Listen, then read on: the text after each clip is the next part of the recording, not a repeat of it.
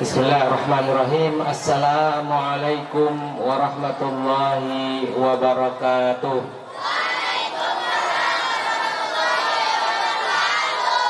Alhamdulillah. Alhamdulillahilladzi bi ni'matihi tatimmus shalihat wa bi fadlihi tatanazzalul khairat wal barakat wa bi taufiqihi tatahaqqaqul maqasid wal ghayat. Asyhadu an la ilaha illallah wa asyhadu anna sayyidana Muhammadan abduhu wa rasuluhu la nabiyya ba'dah. Allahumma sholli wa sallim ala sayyidina Muhammad wa ala alihi wa sahbihi ajma'in. Amma ba'du. Yang kami hormati para asatiz, para tuan guru, dan ada bapak-bapak babinsa, dan tentunya yang tadi menyampaikan sambutan ataupun ceramah Al-Ustaz Rahimuddin, dan ada Pak Guru Suparjo, ada Pak Ustaz Abdul Hamid, ada Bapak mana tadi kelihatan di situ, Bapak Lurah Hormat. Udah pulang apa? Tadi ada kelihatan di sana.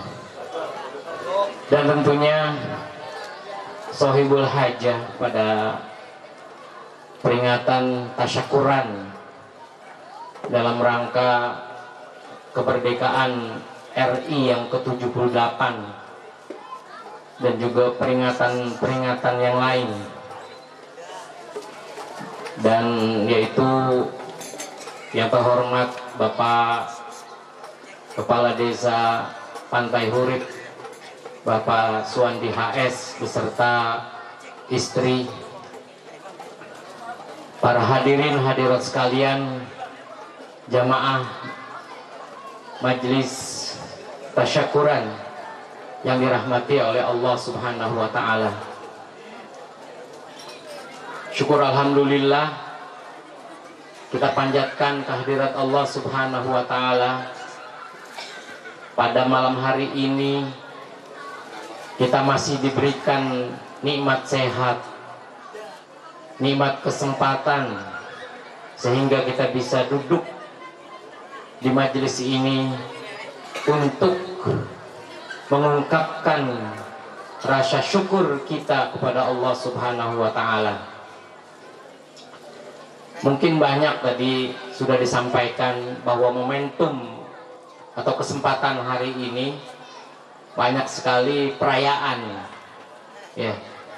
Tanggal 15 kemarin kita merayakan hari jadi Kabupaten Bekasi. Ini sering kita lupa karena euforia atau gempita 17-an ini menutupi peringatan tanggal 15, yaitu hari jadi Kabupaten Bekasi. Dan juga ada hari jadi Yayasan At-Taqwa, hari Pramuka, dan lain sebagainya. Mungkin juga ada yang ulang tahun pada hari ini. Siapa yang ulang tahun? Angkat tangan. Nanti dapat hadiah.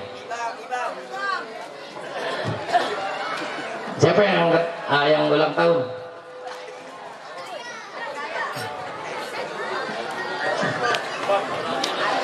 Ya, nanti dapat hadiah bendera merah putih.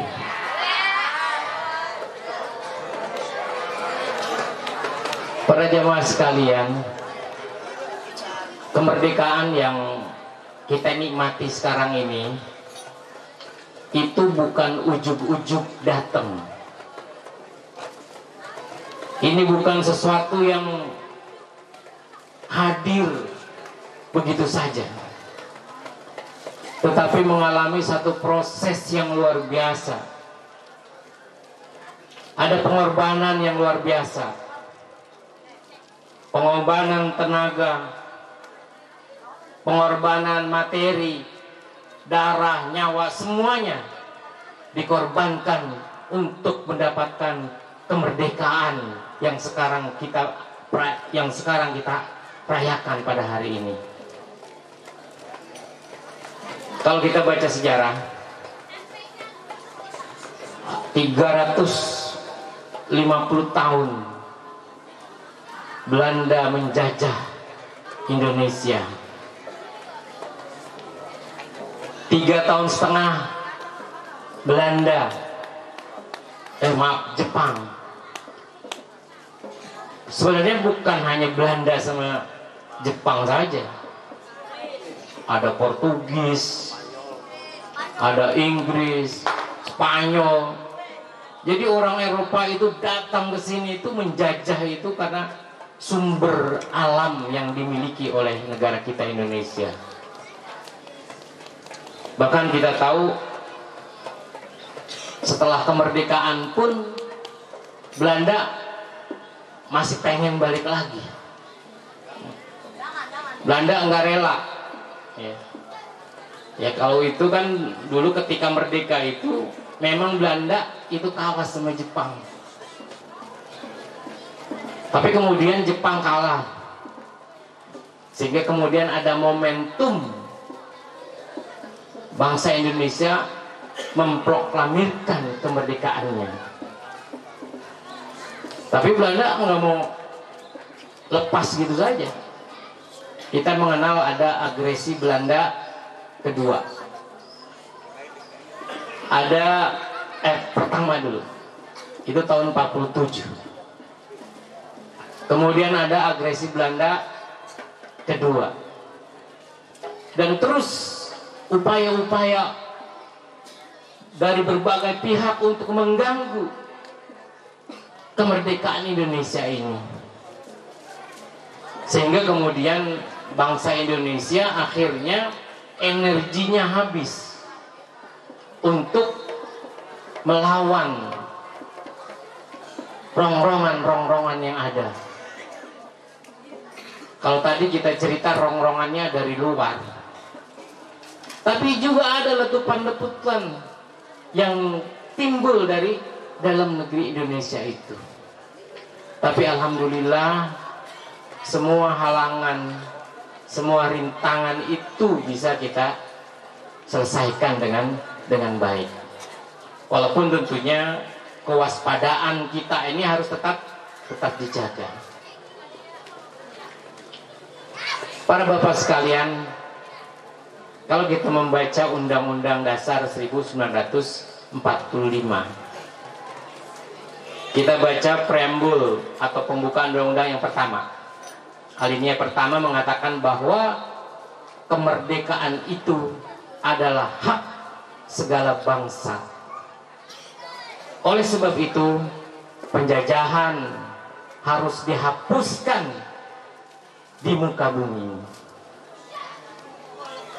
Karena tidak sesuai dengan pri kemanusiaan dan pri keadilan. Saya rasa bahwa preambul atau pembukaan undang-undang ini sebenarnya cukup menjadi pegangan kita. Kenapa kita harus merdeka? Yang pertama, bahwa penjajahan itu bertentangan dengan hak asasi manusia, bertentangan dengan kodrat manusia itu. Karena manusia diciptakan oleh Allah Subhanahu wa ta'ala setara, semuanya sama. Tidak ada bangsa Eropa lebih mulia daripada bangsa Timur. Tidak ada yang mengatakan bahwa orang kulit putih itu lebih terhormat daripada orang kulit sawo mateng ataupun orang yang kulitnya hitam. Tidak ada orang yang jangkung itu lebih terhormat sehingga dia berhak untuk menindas orang yang tubuhnya kecil mungil seperti bangsa Indonesia. Tidak ada itu. Karena Allah Subhanahu wa ta'ala menciptakan manusia itu sama semuanya. Jadi tidak ada orang dibedakan dari kulitnya. Tidak ada manusia itu dibedakan dari postur tinggi ataupun kecil, atau bahkan ras dan segala bangsa, itu tidak ada. Karena semuanya adalah makhluk Allah Subhanahu wa ta'ala. Inna akramakum indallahi atqakum. Hanya itu yang membedakan. Bahkan bangsa Indonesia lebih terhormat dari bangsa Eropa manakala dia bertakwa kepada Allah Subhanahu wa ta'ala. Penjajahan itu tidak sesuai dengan peri kemanusiaan dan keprihadilan. Allah Subhanahu wa ta'ala memberikan hak kepada kita itu untuk menentukan pilihan kita. Tadi saya katakan bahwa kita merdeka itu bukan hadiah. Merdeka itu bukan datang begitu saja, tetapi justru kemerdekaan itu adalah pilihan sadar bangsa Indonesia untuk melepaskan dari belenggu penjajahan itu sendiri. Kalau seandainya kita pasrah saja, mungkin bisa jadi kita ini dibagi-bagi, dipecah-pecah. Mungkin orang Sumatera punya negara sendiri, orang Jawa punya negara sendiri, orang Madura punya negara sendiri, orang Sulawesi punya negara sendiri. Dan itu hampir saja terjadi. Itu hampir saja terjadi dalam perjanjian Renville, dan kemudian dilanjutkan dengan perjanjian Linggarjati pada waktu itu. Jadi Belanda itu mau memberikan kemerdekaan dengan syarat bahwa Indonesia bentuknya Republik Indonesia Serikat atau RIS pada waktu itu. Sehingga di Jawa Barat ini dulu ada yang namanya negara Pasundan. Itu RIS itu mempercayai itu, ya kan? Sampai pada akhirnya dalam sejarah kita itu kita mengenal ada yang namanya kembali ke negara kesatuan Republik Indonesia. Sejarah itu kita mengenal namanya Mosi Integral Muhammad Nasir. Ya sebenarnya pada waktu itu setelah 45 itu sempat negara kita itu menjadi negara serikat. Ya.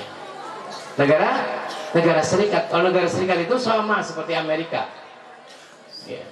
Jadi negara-negara tiap-tiap provinsi yang sekarang ini itu punya negara-negara bagian sendiri.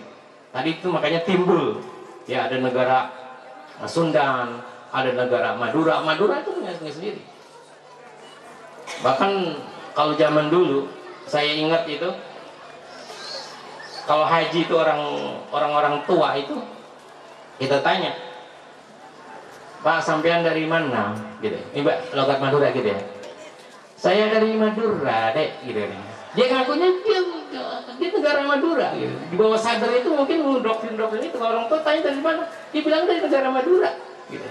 Ya walaupun tentunya mungkin secara de jure dan bahkan de facto juga negara Madura sekarang itu sudah menjadi bagian gitu. Karena memang ketika Mosi Integralnya Nasir itu sudah tidak mengakui lagi ya adanya pemerintahan Republik Indonesia Serikat, kembali kepada NKRI, Negara Kesatuan Republik Indonesia. Artinya dalam kancah perpolitikan ini umat Islam ini cinta NKRI. Jadi kalau ada orang Islam yang tidak cinta NKRI, ini menyalahi kodratnya, menyalahi aturan atau ajaran agamanya itu sendiri.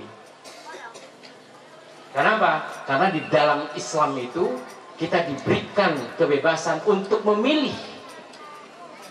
Nah, merdeka itu adalah pilihan sadar kita semuanya. Jadi oleh karena itu, karena kita milihnya sadar, maka kita harus tanggung jawab. Kalau orang terpaksa kan dia nggak ada tanggung jawab. Tapi karena kita memilih untuk merdeka dan kita punya kewajiban dan tanggung jawab untuk menjaga kemerdekaan itu sendiri, termasuk juga mengisi kemerdekaan itu dengan sebaik-baiknya. Makanya kita senanglah ada acara-acara peringatan seperti ini. Tapi kadang-kadang kita sedih juga. Artinya bahwa peringatan acara-acara seperti ini tidak masuk kepada substansi daripada perayaan itu sendiri. Padahal menjadi kewajiban kita untuk mengevaluasi diri, untuk mengingat-ingat lagi. Kira-kira peran apa atau tanggung jawab apa yang sudah kita ambil untuk mengisi kemerdekaan ini. Jadi menjaga kedaulatan negara dan kedaulatan kemerdekaan ini menjadi semua tanggung jawab kita sebagai bangsa, sebagai warga negara, bukan hanya tanggung jawab aparat. Apalagi ini sekarang nih, mungkin memasuki tahun politik 2024. Oleh karena itu, di negara demokrasi ini, hak-hak untuk memilih itu tidak boleh ada paksaan. Jadi semuanya itu harus berdasarkan pada pilihan-pilihan logis dan berdasarkan pada kesadaran yang dibangun di dalam dirinya sendiri. Kenapa? Karena setiap pilihan itu ada konsekuensinya.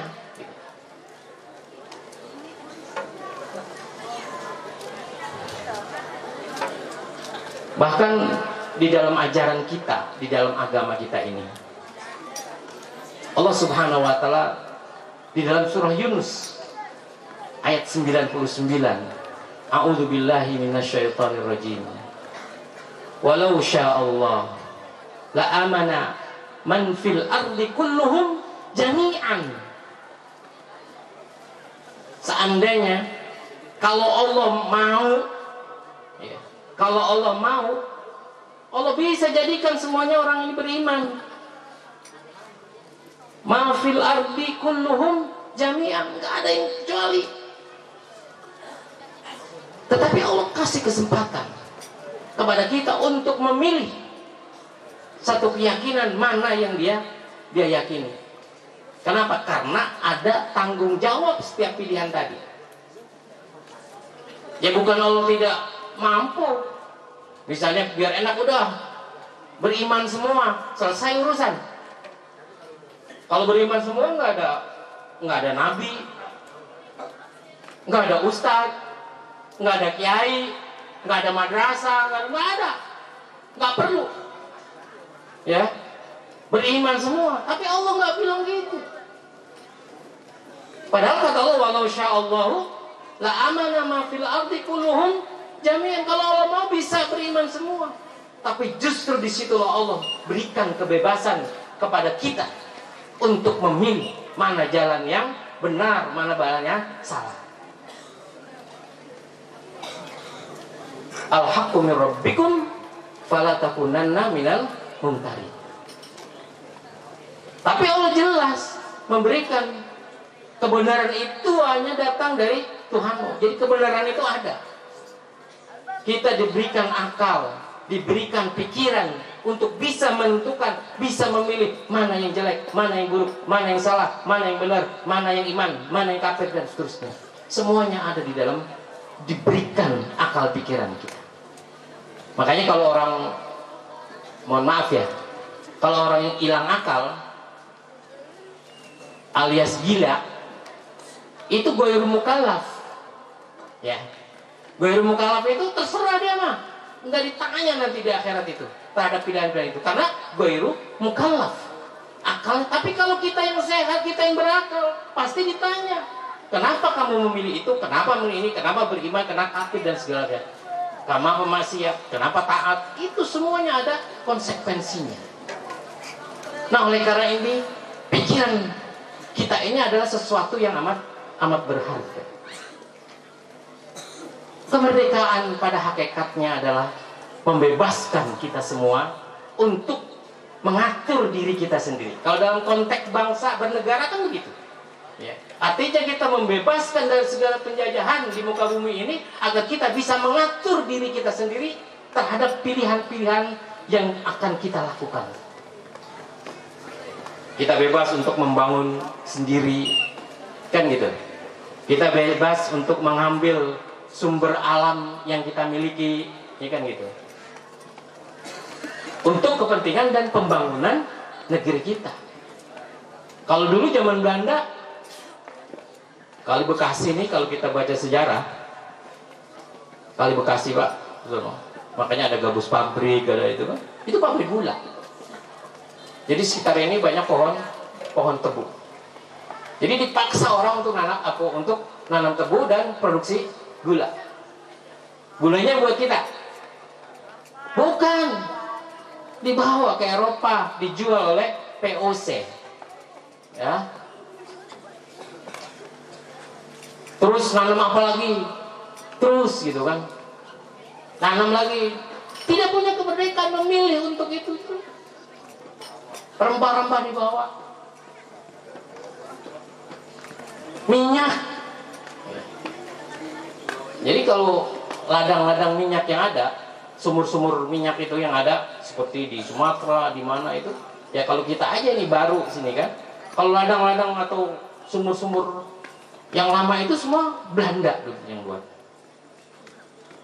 Buat kita enggak, semuanya dibawa. Tetapi dengan merdeka itu kita diberikan kebebasan untuk mengelola sumber daya alam yang kita miliki dan digunakan sebesar-besarnya untuk kepentingan rakyat. Kira-kira kan begitu aturannya, undang-undangnya. Kalau sekarang kemudian masih ada, berarti kan belum merdeka sepenuhnya. Masih ada pemahaman-pemahaman atau sisa-sisa, atau bahkan orang bilangnya berarti terjadi penjajahan model baru. Nah ini yang barangkali ini kita harus berikan penyadaran kepada kita. Ini kebetulan ini yang hadir di sini ini dari mulai yang masih panjang, ya langkahnya kan anak-anak ini masih panjang. Terus ada yang 50-50 lah, ya antara hidup di dunia sama kesananya. Ada yang udah deket ke sana, ya kan. Tapi semuanya kita tanggung jawab kita, la yukallifullahu nafsan illa wus'aha. Jadi semuanya kita bertanggung jawab sesuai dengan kapasitas dan sesuai dengan posisi kita masing-masing. Jadi kita jangan brutus. Brutus itu penjilat, ya kan. Ya sono jilat, jangan. Kita harus punya sikap. Apapun keputusan yang kita ambil, nanti kita ditanya oleh Allah Subhanahu wa Ta'ala, dimintakan pertanggungjawaban. Enggak ada alasan, wah saya tertekan. Enggak, kamu sudah merdeka sekarang. Ya. By the law, secara aturan, secara undang-undang, kita sudah merdeka bangsa Indonesia sejak 17 Agustus tahun 1945.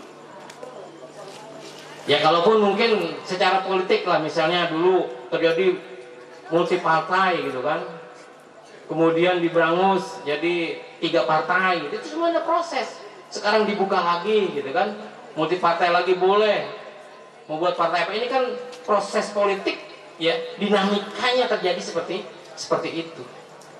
Pada hakikatnya adalah para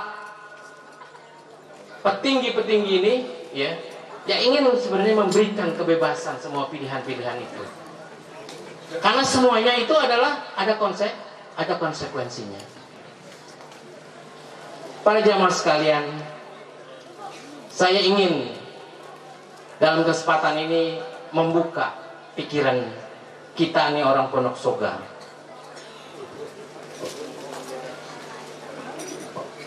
bahwa kita semuanya ini adalah sama. Saya kebetulan di Pondok Soga jadi ketua yayasan, Pak Lurah kebetulan jadi kepala desa, Pak Tentara jadi Babinsa. Ini hanya tugas di dunia yang dimana kerjaan itu memang sesuai dengan mungkin kapasitas dan porsinya masing-masing. Bukan berarti yang tidak ada posisi itu tidak ada tanggung jawab. Pelajar, tugasnya belajar, ya kan gitu.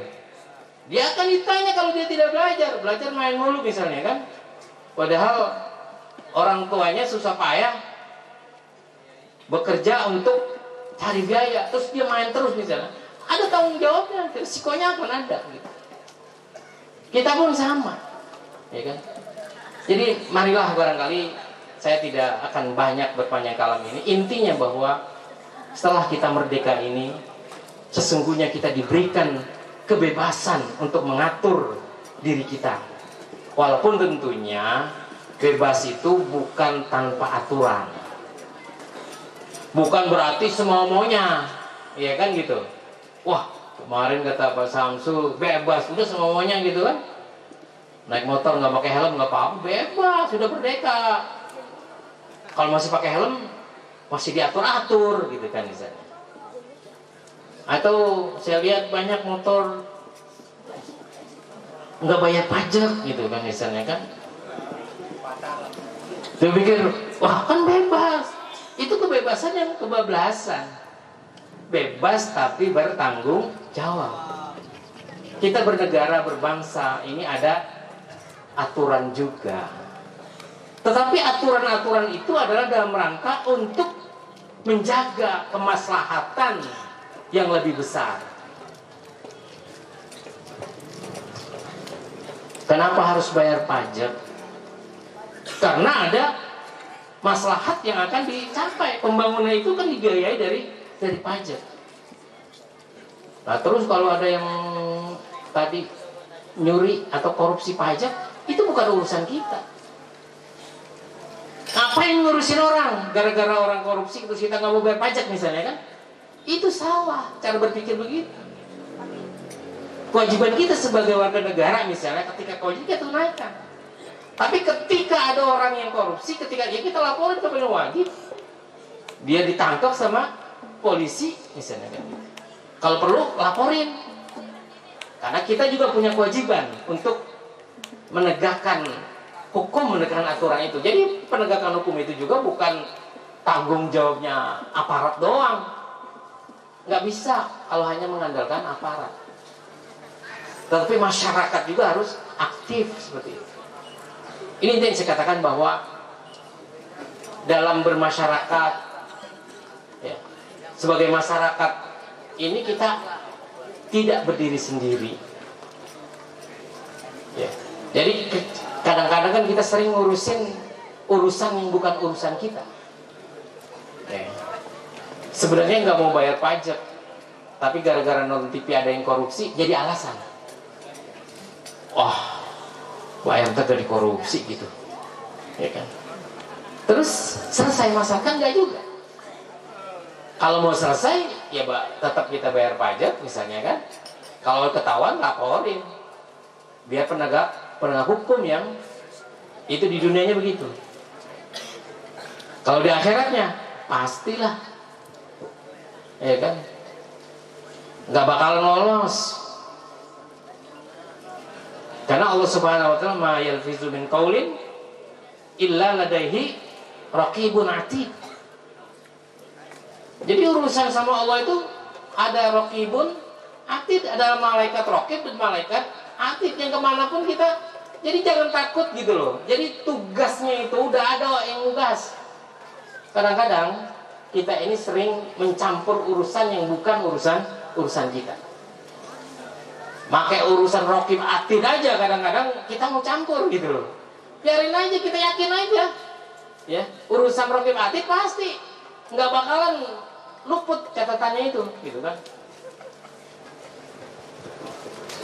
mau apa tuh?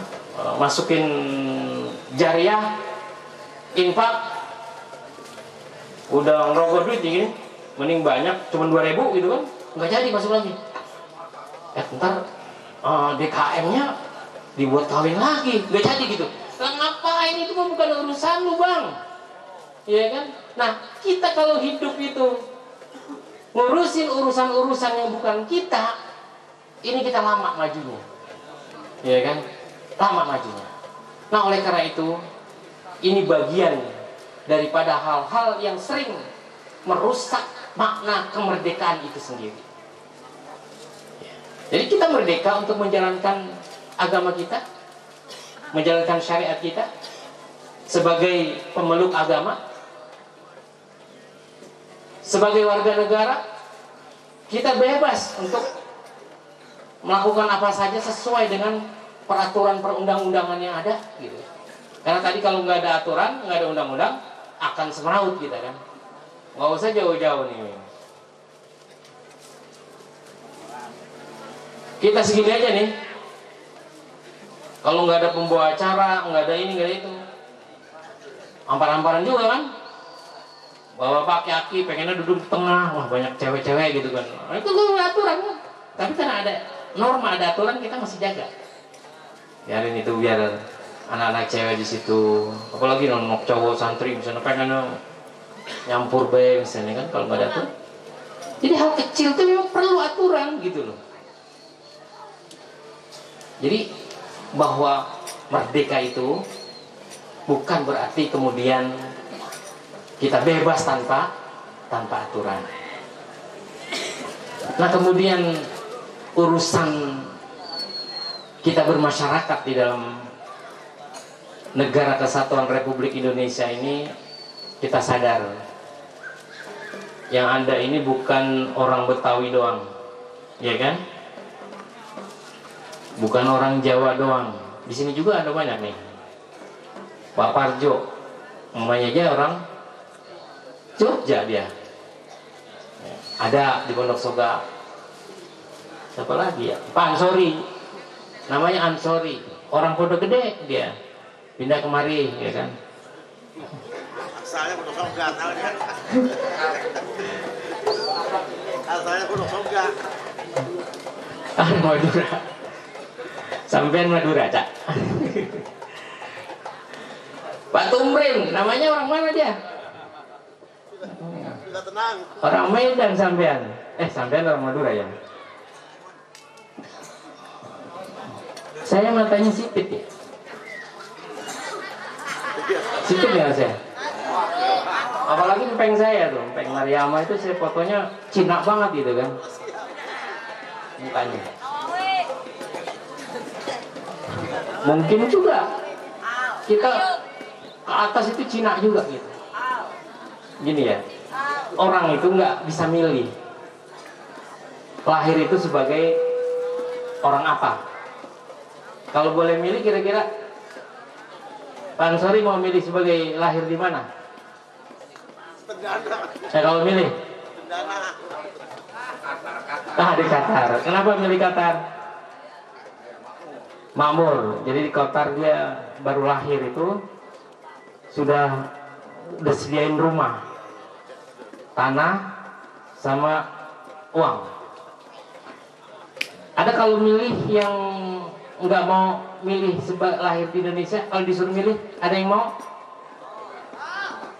Jangan malu-malu. Ada yang nggak mau? Ada. Ngapa? Ngapa nggak mau? Takut utang ya? Baru lahir udah punya utang, takut? Iya, lahir udah punya utang. Ngeri kan? Dia pilih Qatar karena lahir udah disediain rumah gitu kan. Artinya kalau disuruh milih tadi orang nggak mau. Tapi kalau milih Qatar semua lama-lama miskin, karena kebanyakan penduduknya juga. Jadi kita nggak bisa milih, Bapak. Ya kita lahir sebagai dari bapak yang Jawa, suku Jawa, dari yang Sunda, dari yang Cina, ada yang dari Arab sini. Jingkar Arab. Dari Arab misalkan. Itu nggak bisa milih. Karena itulah takdir dari Allah Subhanahu wa taala, kita dilahirkan dari orang tua yang itu. Jadi tidak ada bahwa orang Arab itu lebih terhormat dari orang Ajam ataupun sebaliknya. Nah, oleh karena ini kesadaran ini perlu. Di hari kemerdekaan Indonesia yang sudah ke-78, jangan sampai nih kemudian hal-hal semacam ini seolah-olah bahwa kita lebih terhormat dari dia semua, enggak. Ya. Padahal agama kita tadi mengatakan inna akramakum indallahi atqakum. Sesungguhnya yang mulia di sisi Allah Subhanahu wa taala itu adalah ketakwaan. Ya, orang bertakwa itu enggak ada orang Betawi pasti bertakwa. Banyak juga orang Betawi yang begajul, banyak. Bahkan orang Betawi orang tukang kawin, nyohornya nggak ada masalah. Bukan saya tidak nggak bilang itu nggak boleh, guru ya. Boleh, silakan yang mampu banget silakan. Kalau guru mau ya silakan, nggak apa-apa. Atau bangsa atau suku lain tuh enggak juga, sama aja kita. Nah, oleh karena itu sekali lagi di HUT kemerdekaan RI yang ke-78, hal-hal semacam gini sudahlah, apalagi mau menjelang pemilu nih. Jadi seolah-olah bahwa masalah suku, ras dan lain sebagainya menjadi isu yang memicu kita menjadi terpecah belah. Habis energi bangsa ini pada akhirnya untuk, kalau ada orang yang nge-share, yang mancing-mancing, jangan disebarin lagi. Belum tentu itu benar juga gitu. Ya kan? Kenapa? Karena nanti akan menghabiskan energi kita, umat Islam khususnya sebagai mayoritas ini, kepada hal-hal yang demikian. Ya, kalau begitu dihapus aja lah, udah sekadar tahu aja. Ya. Nah, saya rasa kita sampai jam berapa ya? Masih terus. Saya mikir bocah nih mau berpacara. Saya jadi inspektur pacar, saya mikir tadi mau nginap, tapi menginap di situ bocah berisik banget, nggak bisa tidur gitu kan. Bocah kita udah nggak tidur nih, sebelah nih rumahnya nih. Geladak duduk, bangun lagi kan. Akhirnya nggak tidur ya kan. Pada besok pagi-pagi ada upacara. Saya rasa udah malam ya. Kalau kebanyakan juga nanti nggak ketampung lah ya. Saya pikir itu poin-poin ya, dimana oke lah euforia kita melaksanakan atau menyelenggarakan hiburan segala macam, silakan, nggak ada masalah. Tetapi hal yang substansi di dalam setiap pelaksanaan kita memperingati kemerdekaan ini, kita harus kembali ya sebagai sarana kita untuk kita tafakkur, kita introspeksi sampai sejauh mana ya kita berkontribusi untuk mengisi kemerdekaan ini bagi kemajuan bangsa dan negara kita. Jadi nggak makin nunggu ntar kalau udah jadi pejabat baru enggak, nanti porsinya dari situ masing-masing punya porsi gitu loh ya kan? Jadi kalau urusan kita, maka kita urusilah yang menjadi urusan dan tanggung jawab kita. Biarkan tanggung jawab lain dia yang mengerjakan gitu ya. Nah, kalau semuanya kita membangun kesadaran secara kolektif, secara bersama-sama, insya Allah bahwa kemerdekaan yang menjadi cita-cita kita ini ya, kemerdekaan yang menjadi keinginan seluruh komponen masyarakat ini, bisa mendapatkan hasil yang sesuai yang diinginkan. Nah, kalau enggak kita cuma ribut, kalau kata si siapa, Bokir ya, rebut pepesan kosong. Jangan sampai kita selalu berdebat ngerebutin pepesan kosong. Jadi marilah kita kerjakan yang menjadi tanggung jawab kita masing-masing. Aku qauli hadza wa astaghfirullah li wa lakum wallahul muwaffiq ila aqwamit thoriq. Wassalamualaikum warahmatullahi wabarakatuh.